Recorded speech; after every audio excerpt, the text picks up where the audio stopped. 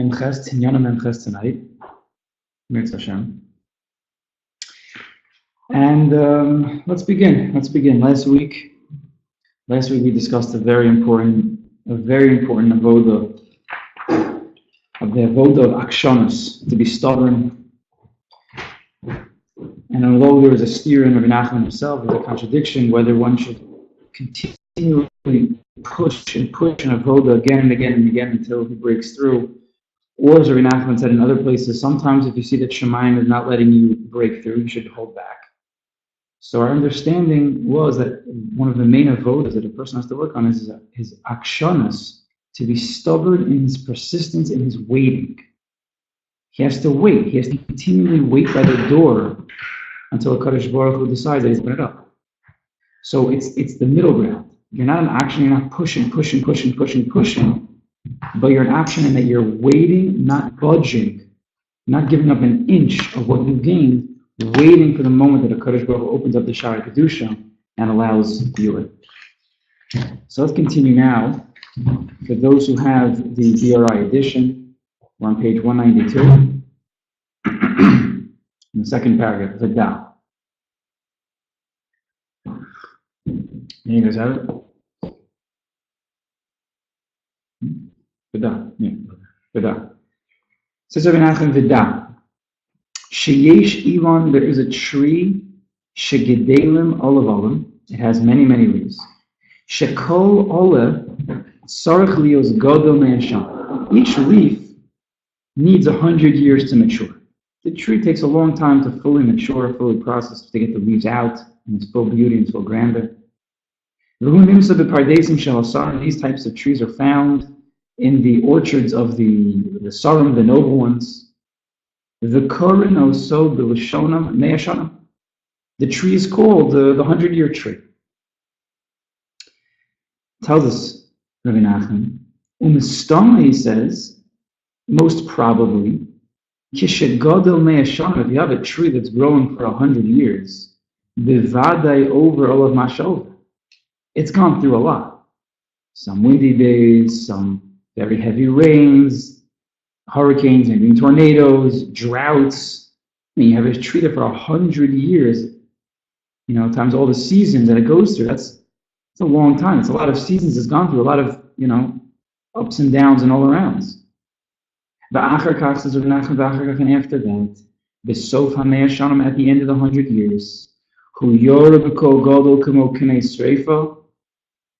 an extremely loud sound blasts through, like a cannon, Shekorin, or Maitia, which is called, or Maitia. V'hovin hanim shohed. It says, Rabbi Nachman, know this, understand this parable very well. So, what exactly does this mean? What is he talking about? So the notes, if you look at note 28, he gives us one explanation based on the Magid Sichos. And he tells us here, I'm not going to read it exactly inside, but he tells us that at the end of the 100 years, this tree is very dry and brittle. It's been beat up a lot. And it seems to be that it's so dry, it's not going to ever come back to itself, to its former vitality and strength. But when the spring comes, the tree comes back to life. Even though we thought it was down and out, we thought it was over, this tree is not out. Comes the spring, there's a new freshness to it, and it comes back to life. A deeply stored life force shooting through its branches, and it emits a very loud sound.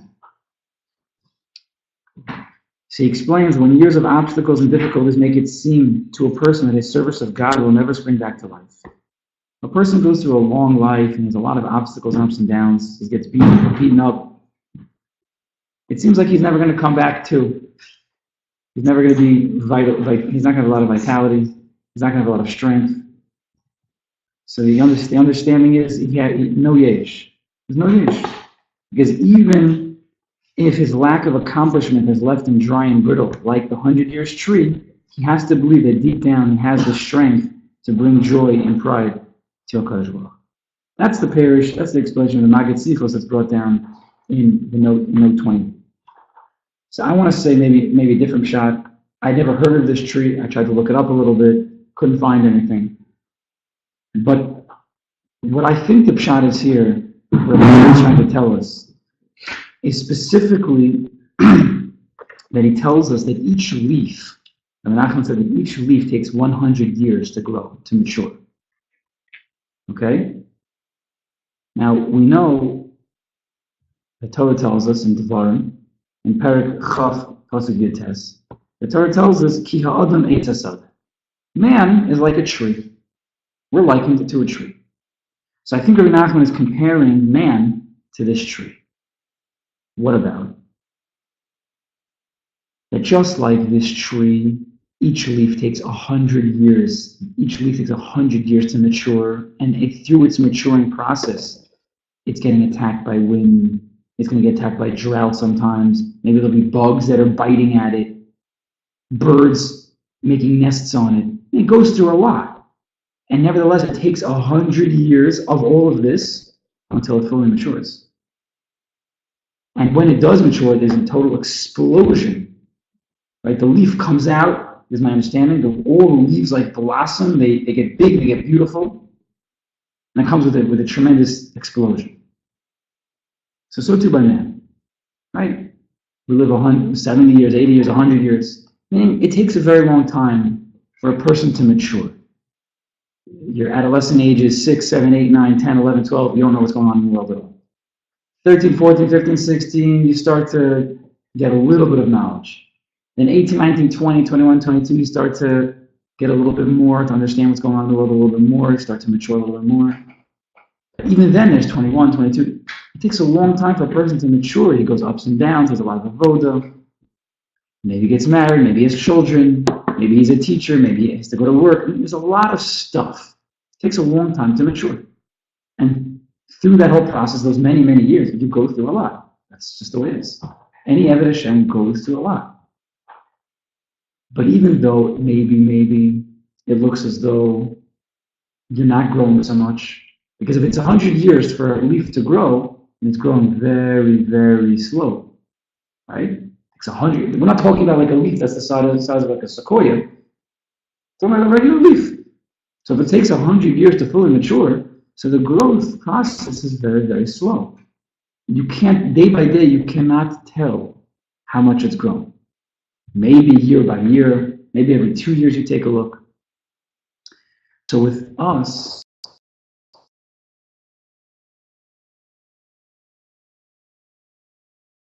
avodas Hashem, ups and downs, different avodas, whether it's Tefillah this year, whether it's Torah this year, whether it's Kashrus, Taras Mishpacha, whatever the inyan is that a person wants to work on, he has to go through a lot. And even though it doesn't look like he's growing, because growth goes very slow. Any avodah that a person works on, that he's starting on, like the beginning of this Torah, when he enters into avodas Hashem, it's a slow process. Anything real, anything solid has to be done correctly, which means it has to be done, you have to go through slow. You have to build a foundation, you have to build floor 1 and floor 2. Right? Everybody knows if you build a building too fast, if the foundation's a little cracked, it's a little crooked, the whole thing is off. So you have to go slow in your avodah. And that means you're going micro inches. So a person can get that down, he can get depressed, I'm not growing, I'm not doing anything. Says Rebbe Nachman, that's not true. Because it's all part of the maturing process, it's all part of growing, it's all part of learning. But then when you get to that point, that 100 years, whatever that is for the person, it could be 5 years, it could be 10 years, whatever it is, and then everything comes together, there's an explosion. It's not a physical sound. It's a total awakening. It's an explosion in yourself. Wow, look what I've accomplished. Look what I've actually accomplished. Even though if I look back at year 1, year 2, it's very small. It didn't seem like I was doing anything. But that's because each year I was looking at how much I did that year. It was only an inch. But then after year 10, I look back. Whoa, huge. Look how far I've gone. Anybody who's worked on avodas Hashem seriously for a few years, try to imagine where you were 10 years ago, 5, 10 years ago. Imagine, think about it. It's huge where a person's gone. 5, 10 years. If you look at it day to day, look at it week to week, month to month, it's a little bit of a negative. I don't know if I've grown so much. But don't look at the small. Look at the big chart. Look at the 100-year chart. Because we're talking about an act of maturing, of growing, of learning. It takes time. So I think that might be what Nachman's telling us. That the little avodas, you stay strong. Don't give up on your inches. We've discussed this. This is a defensive Torah. What do I mean defensive Torah? That this is a Torah that when a person starts to enter into avodas Hashem, whatever he's doing, the Yetzer Hara is going to come at him in many different ways. And this Torah, Nachman's saying, hold your ground.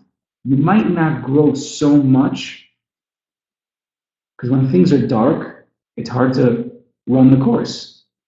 But when things are dark, you hold your position. That's what this Torah is about. Hold your position, inch by inch by inch by inch, until all the inches add up, and you have a tremendous binyan, a tremendous building, a tremendous tree. I think that might be another pshat. Different than what you said in the note. I think that might be another pshat. Yeah? Everybody's good? Okay. If you have any questions, feel free to ask. Okay, let's continue. Page 194.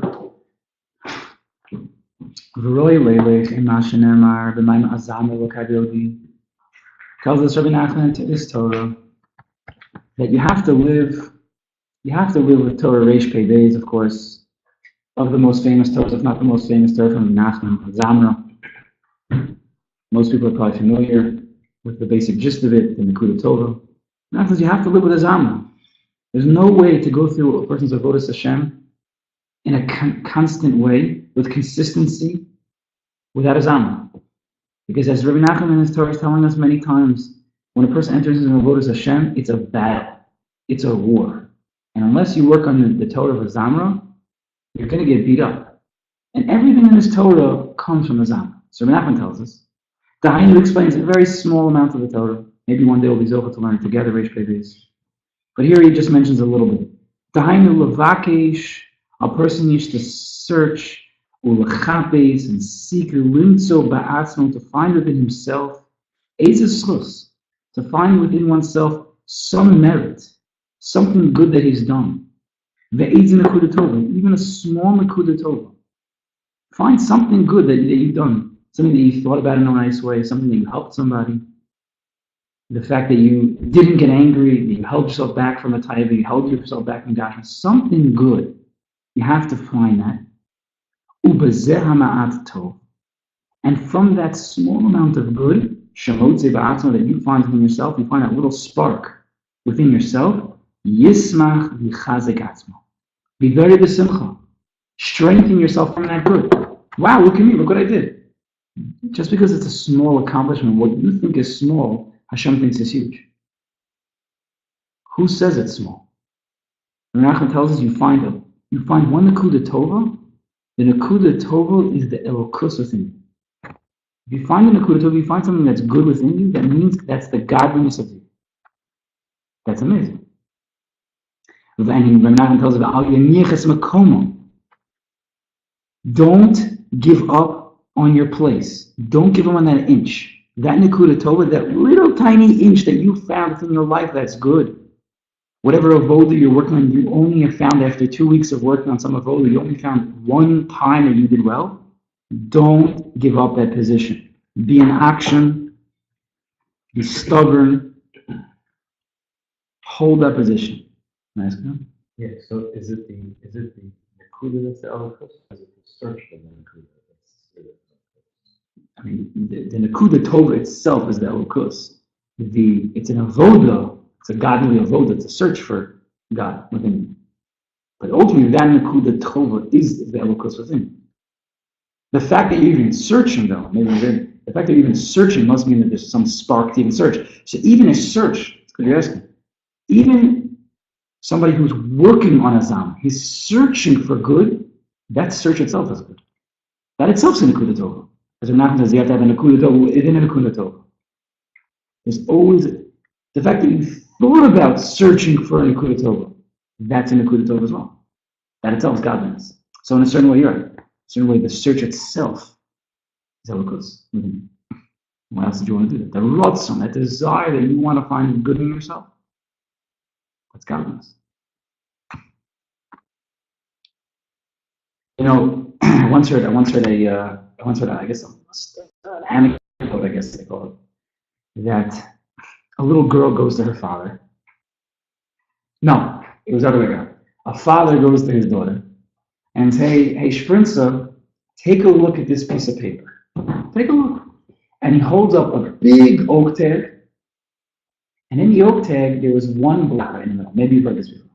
One black dot right in the middle of the oak tag. So he holds up this big oak tag, the white oak tag, big white oak tag, and he says, Sprinza, what do you see? And she's looking and she says, Tati, I see a black dot. So he says to her, you don't see all the white around it? Like she's finding that one nakuda of black, that one negative nakuda, and he's saying, what do you mean? Look how much good there is. Look how much good there is. What's your perspective in life? Right? Is the cup half empty or is the cup half full? Right? You've heard that a million times, but until you actually do it, it's a life changer. That's why it's lasted so long, because it's the real deal. Now that's the story I heard, but I was thinking now today, when I was thinking about this Torah, let's change the story a little bit. Let's change it to how Rebbe Nachman teaches the story. So the father goes to his daughter Sprinza and says, Sprinza, so he holds up, what do you see? So he holds up a big black oak tag. And in the black oak tag, there's one tiny white dot somewhere in the corner. Not in the middle, somewhere in the corner all the way on top. A big black oak tag, little white dot. Sprinza, what do you see? Tati, I see black. I see it's a black oak tag, right? Before, right, she didn't, right? Before she saw the little black dot within the big oak tag. Now she says, no, I see the black. He says, Sprinza, what do you mean? You don't see that white little spot in the top corner? What's going on here? Now, I think that's evidence. I think that's how it would be. For some reason, we're very, by nature, we're a little negative. We're a little negative. And for some funny way, some reason, it's the Yetzer Hara inside, we are always looking for the black. If it was a big white oak tag, she was looking for the black. If it was a big black oak tag, so she saw all the black. Naturally, because of different Yesodos, Atzvos and Atzlos, Kina, midos that we haven't fully worked on yet, we only see black. And I'm not saying, what are you talking about? If you want to be an Eved Hashem, if you want to be an Ish Pnei, someone who lives a way of living inner, inside, not chitzoni, not outside, but inner, you always have to look for the white. Whether it's the big white oak tag, don't worry about the little black dot. Who cares about the black dot? It's totally subsumed in the white. And even a chiddush of Rabbi Nachman, a lot of problems. But don't worry about that right now. What does God want you to look at? What does God want you to look at? The answer is, He wants you to grow. So if you look at the black, you're miyash. It's too much black. It's too much. Nachman says, no, you don't look at the black. You always look at the white. I don't care if it's in the top, tippy-top corner. You always have to look for the white. Always look for the white. Always look for the Likutey Moharan, because it's from that place that you can peel away at the black. Yes? That's what Nachman's saying. You have to look for the Likutey Moharan. The Nakuda. It's the white dot within your life. There has to be something good. There has to be a good thought, a good machshava, a good ratzon. It's from that place, when you work on that place, you'll eventually get at it. You'll get out of that dark place. But if you're always thinking about the black and trying to fight against all the darkness, good luck. The darkness is going to totally overtake you. So let's go back there. So again, from the period here, 3 lines down, right in the middle. That little tov that you found from yourself. Yismach v'chazek atzman. Be besimcha. Mechazek yourself. Strengthen that whiteness. Let the white take over the black. V'al yenichas makomo.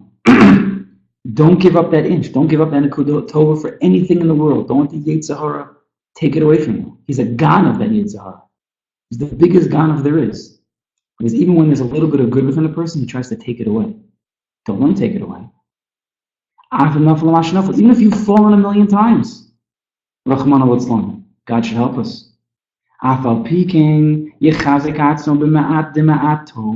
Be mechazi yourself, strengthen yourself, even in that small, tiny nekuda, within a tiny nekuda. That you found within yourself adayim, azam elokai be'odi, with my ode, that little tool that I still have right now. Use that. Use that to spread, to vanquish the dark. Until you end up doing a full tshuva from that white dot. You're going to come to a full tshuva. Until all of your aveiros that you did benazed on purpose will end up becoming merits and mitzvahs on your scale. Yes? Why does Rebbe Nachman add that last line? In Zamra, he tells us about a person doing tshuva. From that small dot, a place of dan l'kafschus, a person could change his life, and he can return to God. But what is this last thing, this last line over here about this Gemara? He quotes a Gemara. That all of your mazes will become merits. What is that addition there? What does he want with that? The Gemara tells us in Yuma that when a person does tshuva, there's two types of tshuva. There's tshuva b'yira, a tshuva out of fear of punishment, and there's a tshuva me'ahava, there's a tshuva returning to Hashem out of love for Hashem. So the Gemara tells us it's Reish Lakish. There's a stira, there's a contradiction in psukim, two psukim in the Torah, and the way that Reish Lakish explains it, he says that when a person does tshuva out of yira, when he does tshuva out of fear, all of his aveiros that he's done, even if he did the aveiros on purpose, they turn into an act of shogeg, by accident, which is a lower level. You did an aveiro on purpose, and it gets lower to it was by accident.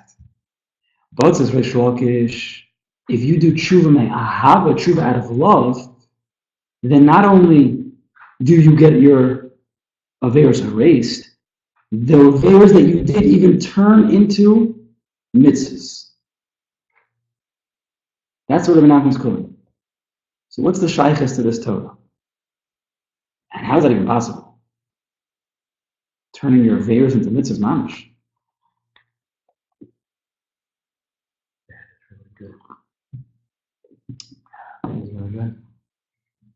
So maybe we could tell you this. I'll tell you a mashal thing today. All right, let's see how this goes. Let's say you got caught speeding. You got caught speeding. You know, you're 18-year-old driving, first time, and after a few months, you're on the highway, you're going a few miles above where you're supposed to go, got caught speeding, woo! Pull you over, you're nervous, it's going to take away my license, you're going crazy, your parents are going to kill you, give you a ticket. Come to court in 2 months. What's going to be? You're nervous, you're scared, they're going to take away your license, they're going to give you penalties, points, everybody's nervous about the points, right? Everybody's nervous about the insurance going up. So you get to court, and the judge says, no, what did you say for yourself? You're speeding. You're going 75 and 55. And you're sweating, and you're so scared, what's going to be? I'm going to lose my license, there's so much money, my parents are going to kill me. Judge, I'm so sorry. I'm so sorry, it's my first time, let me off the hook, I'm so sorry. I can't handle the money right now, I don't have it. I'm scared. That's what he's coming for. He's saying sorry out of him being scared. So what did the judge say? Classically, all right, it's your first offense, I'll knock you down to a seatbelt. I'm not going to take it away, but we'll lower it. You're going to pay a fine, right? You got to slap you on the wrist, you did something wrong. We're not going to give you points this time. Just make sure it doesn't happen again, right? That's what will happen. Now let's change the scenario. Let's say when a person gets caught speeding, he goes to the court, and the judge says, no, explain yourself. You're going 75 and a 55. So let's say the person says like this, Judge, I'm really sorry. I was going 20 miles above. It's crazy. And you know what I realized when I was driving at 75? it really is dangerous. He's telling this to the judge. It really is dangerous. I realized at the time that I was going 20 miles over, this is really, really dangerous. I was out of control. I almost hit a few cars. Judge, it's crazy. I'm sorry. I'm sorry for you. I'm sorry for myself. I'm sorry. I realized how dangerous and negligent I was being. Judge says, oh, not only he made a mistake, but it was in the mistake itself that he learned how to be a better driver. The person was just saying, sorry, I'm so scared. So he just wants to get out of it. He doesn't want to have to. Is he going to be a better driver? I don't know. He's going to be scared. He's going to pay attention if there's cops on the road. He's going to pay attention to his ways, like when it says cop, 0.2 miles. But it doesn't mean he's going to become a better driver. The second guy, he came to a tshuva me'ahav, right? He said, I realize how dangerous, I realize how amazing these rules are, 55 miles an hour, because if you go above that, it's dangerous. I'm putting myself in danger, I'm putting other people in danger. So in that case, the judge says, no, you're off on everything. You're off on everything. No seatbelt, no speeding, no point, no nothing. Because I see from you, says the judge, you gained from this experience. You not gained from this experience. So it could be, we'll say the same by Avodas Hashem. A person goes through his Avodas Hashem, ups and downs. He falls. He does. Sometimes he makes mistakes. Sometimes he sins b'mezid.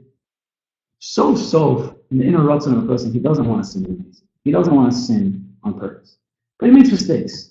So when a person does tshuva, when he wants to return to Hashem, so what comes Rosh Hashanah? Right? We're getting ready for Rosh Hashanah already. After Shavuos, we're thinking about Rosh Hashanah, thinking about Iman, some of us.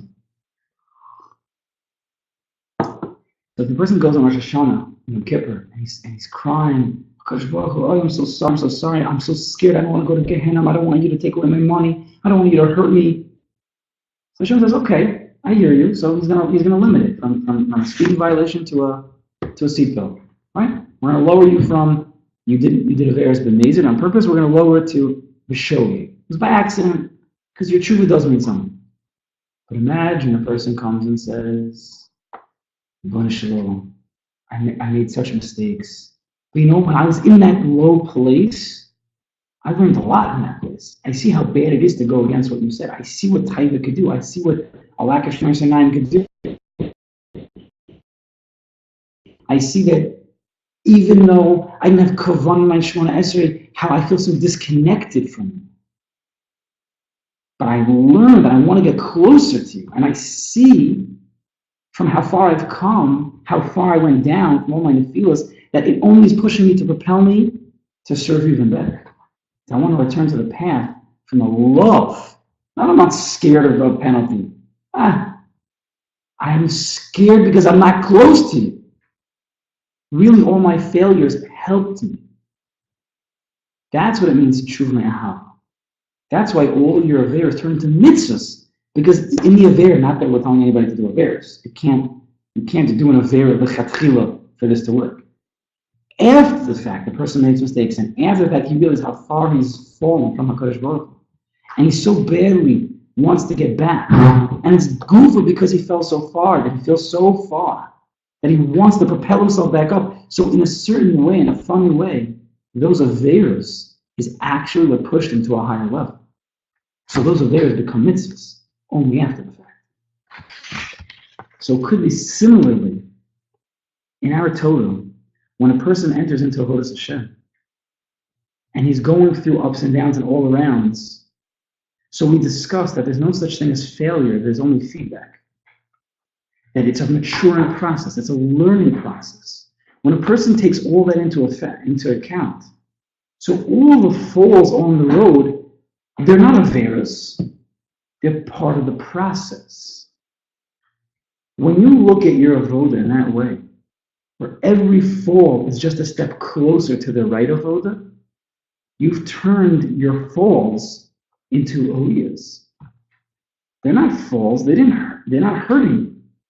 It's just I'm one step closer. I now know that doesn't hurt. Which if I now say that doesn't work, I'm now closer to what does work. That's what Nachman means. Through the Nekuda Tova, a person not only in real tshuva, if he's done a verus, he's going to turn all of his averos into mitzvahs mamish. But when you're working on avodas Hashem, even if we're not talking about averos mamish, but you've fallen many times in your avoda and you want to just give up, now it says, no, don't give up. Hold your place. Find that Nekuda Tova, that inch that you've worked, and realize that every time you fall, it's just part of the process. It's only going to help you hold your position. Then your entire avoda, those months of fallings and ups and downs, it becomes one amazing being. Even the fall you was floor one. And when you fell a second time, that was floor two. Not only when you build, when I had a great Shemona Esrei, it was floor one. No, when you fell and you got back and you didn't let the Yitzhar knock you out, that's floor one. And that's a strong floor. Because you got knocked down back up. That's the strongest floor. I think that might be what Nachman's trying to bring out.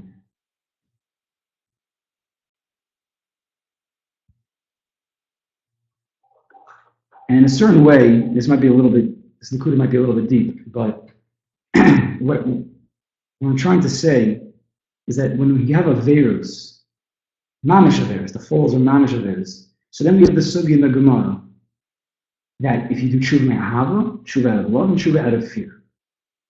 But then we transitioned a minute ago into our avoda. In avodas Hashem, when lav dafka, it's averos. They're falls, and we have to try to see the whole process, right? That the falls are really helping us grow. So maybe we could say, I just want to point out, that there's a tshuva me'ahava and a tshuva me'yira in myself. Because what does teshuva mean? Tshuva means to return. So the question is, who's returning to who? So the classic understanding is, I'm returning to God. I fell, I sinned, I went off the path. Tshuva means I want to return to the path. So there's tshuva me'ahava and tshuva me'yira. How are you returning to the path? Out of fear or out of love? But the Bali Musa say that tshuva also means I'm returning to myself. I'm returning to myself, because when a person falls, let's say he doesn't sin, let's say, and as a avoda he falls, so he falls from himself, he gets down on himself, he had expectations, not following his own path, he goes off his own path. So there's a tshuva me'ahava and a tshuva me'yira, even within yourself. And Nachman's teaching us the Nekuda Tova is a tshuva me'ahava. To find within yourself that you're a good guy, you're a good girl. Don't be so down on yourself. You're good. Look what you've accomplished. It's Ata Nekuda Tova. It's only one little white dot on a big black oak tag. But look at the positive. The world is a big black oak tag. And the fact that you have one little dot, a little white dot, it's amazing. Tshuva me'ahava means return to yourself from ahava. Be positive. Don't be so negative on yourself. For some reason, we're so negative on ourselves. Why that is, for another time maybe. But it's the truth. We are negative, and we have to start becoming more positive and starting to appreciate the small avodas that we do. The little small relationships that we have, let those grow. Relationship with yourself, relationship with the Kadosh Baruch Hu. We shouldn't expect so much from ourselves. At the beginning, when a person starts to become more positive, his perspectives are more positive, after you start to work on this, a few white dots start to explode, like the 100-year tree. But the beginning of the avoda, we need to change the stam, which is negative, change that to a positive. The cup is half empty or the cup is half full. Once you work on that avoda for a little bit of time, just changing the perspective of life, it's all good, it's all from it's all good. After that, you start to snowball very quickly. And everything becomes good. And your avodas, even your small avodas, are not looking so small anymore. They're huge. So you have to keep that in mind. Let's finish up. We know the Maisa, the famous Maisa the Baal Shem Tov had, going to Eretz Yisrael, Keshesisu Baldover. In the notes, in note 31, They tell us there's a famous Maisa that the Baal Shem Tov was trying to go to Eretz Yisrael, and there was a problem with the boat, and there was a big storm, and he ended up going and getting on a deserted island. Unfortunately, that island had cannibals on it. Cannibals that eat. What were they? In Yiddish, it's called mention fest. Oh, they eat people. It's a dangerous place to be. And the Baal Shem was with his daughter and is with his son-in-law, the Tzvi Sofer, and they said to the Baal Shem, do your shameless. You always do these things. Get us out of here. And Baal Shem, all his madrigas were taken from him. There was a Shasni son, it was a big test. All those madrigas were taken. He said, I can't do anything. So what am I going to do? So the Tzvi Hirsch started to go tell him Aleph Beis again. The Baal Shem forgot all Torah. So the Tzvi Hirsch said Aleph, and the Baal Shem said Aleph, and he said Beis, and he said Beis, and slowly but surely, from that Nekuda Torah, from those Alephs and those Beis, the Baal Shem came to himself, the Machadins and Yechudim, and a group of soldiers from out of nowhere came and saved him. So Nachman tells us over here from this story, you have to understand that look at the story of the Baal Shem, how close it was to the end. He lost all his madrigas. We can't imagine. Imagine being the CEO of a $1 billion company, and then the next day you get kicked out, you get fired. Fired. It's like Baal Shem. He was the CEO of the whole world, and then he lost all his madrigas. And that, who would not be miyayish? The Baal Shem said no. That's not. What's the avoda now? Aleph. What's the avoda now? Beis. What's the avoda now? Gimel. And from that place, those Nekuda Tova 1, Nekuda Tova, Nekuda 3, once he got to Gimel, Dal, whatever the Osu was, everything exploded and he came back to himself. So a person has to be mechazik himself, not to be miyayish. See how far this avoda goes. It doesn't matter what befalls a person. You have to find that lukus within that. If you're alive, that means there's godliness within. Find it. It's there. The Iker says the Iker is be b'simcha tamid. Find that good. Be b'simcha. Always be happy. Try to be as happy as you can, as much as you can. Simcha is a tremendous word. It's very difficult to hold. Because again, naturally we're negative. Naturally we have atzis. Naturally we have atzis. We're lazy and we're depressed on ourselves. Even if it's very slight. But a slight depression, there's no simcha in that place. So a person has to fight very hard to be b'simcha. You have to find something to be b'simcha about. And I feel like even if it's a crazy, it's a funny joke, it's something ridiculous. Allah says, Allah says, it doesn't matter how you become b'simcha, how you become happy, whether it's dancing, jumping, clapping, making jokes. Do it. Because from an outer simcha comes an inner simcha. Whatever you have to do to get to simcha, do it. Doesn't mean do anything usher. Obviously, the Nachman's not saying that. And he's not saying that you should do silly things your whole life. You should do silly things once in a while to get to that place of simcha. And then when you're in that place of simcha, build on it in a real way. Learn Torah, daven, do mitzvahs. The ikar simcha of our life should be a mitzvah b'simcha. That's which is the vacant. So Nachman talks about that. Shu davar gadol mahod. The davar gadol mahod. The ikar is b'simcha tamid. Mitzvah gadol lios b'simcha tamid. Ivdu es Hashem b'simcha. That's what Nachman is the Torah. The person wants to enter in, if we could tie the Torah together, the person wants to enter into Avodas Hashem. That's the beginning of the Torah. Kisha Adam nichnas b'Avodas Hashem, you have to do b'simcha. Once you enter into Avodas Hashem, Rabbi Nachman told us in this Torah, depression is a big, big isser. It's a big isser. Because any nekuda of depression, of sadness, is going to throw off your entire avoda. Avoda is built on simcha. So Baruch Hashem, we resolve now to finish Torah Memches. We've learned it for many, many weeks now, about entering into Avodas Hashem. That even when Shema is pushing you off, don't let Shema do that. Don't pay attention.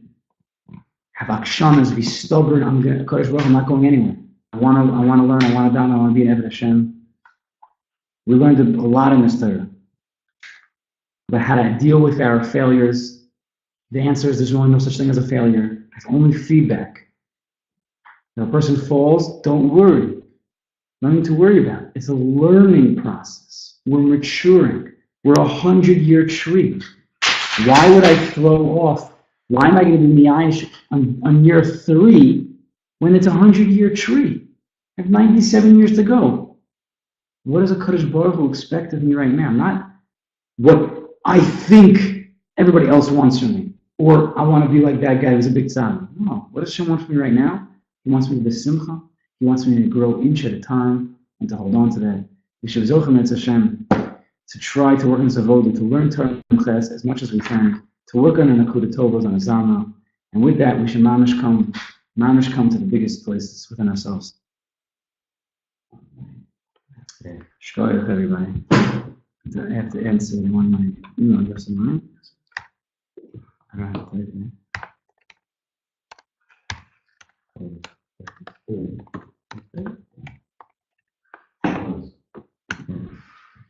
Okay, that's my email address. Anybody can email me with any questions they have. Everybody have a nice week. You too? You can email me too. You can call me.